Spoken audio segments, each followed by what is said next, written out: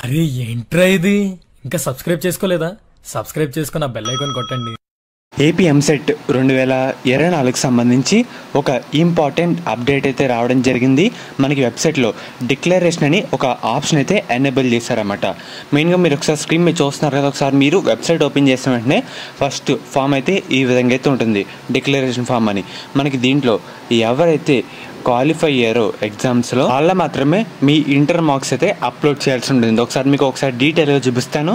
మెయిన్గా దాన్ని మీద ప్రెస్ చేసిన తర్వాత పక్కన బ్రాకెట్లో ఉంది కదా, ఏపీ బోర్డ్ మనకి విద్యార్థులు మనకి అప్లోడ్ అయితే చేయవసరం లేదు. అంటే వేరే స్టేట్ వాళ్ళు అప్లోడ్ చేయాలన్నమాట. అంటే తెలంగాణ ఇంటర్ కానీ, సిబిఎస్ఈ కానీ, ఓపెన్ ఇంటర్ విద్యార్థులు కానీ, ఆర్జీకేటీ విద్యార్థులు కానీ ఎవరైతే మన ఎంసెట్ దానికి అప్లై చేసి ఉంటారో వాళ్ళ మాత్రం ఈ మార్క్స్ అయితే ఎంటర్ చేయాలన్నమాట. అది కూడా మీ registration number, EAMCET hall ticket number, phone number enter చేసి సెర్చ్ మీద ప్రెస్ చేస్తే మీకు వచ్చిన మార్కులు అయితే కన్ఫామ్గా ఎంటర్ చేయాలి. ఒకవేళ ఎంటర్ చేయకపోతే మీ పరీక్షా ఫలితాలు ఎంసెట్ ర్యాంకులు అయితే రావు. ఖచ్చితంగా గుర్తుపెట్టుకోండి. ఎవరైతే వేరే రాష్ట్రాల నుంచి ఈ ఎంసెట్కి అప్లై చేస్తుంటారో వాళ్ళు ఖచ్చితంగా మీ మార్క్స్ అయితే అప్లోడ్ అయితే చేయాలి. అప్లోడ్ చేయకపోతే మీ ఎంసెట్ ర్యాంకులు అయితే రావన్నమాట. ఇది ఎంత ఫాస్ట్గా చేస్తే మనకి అంత మంచిది.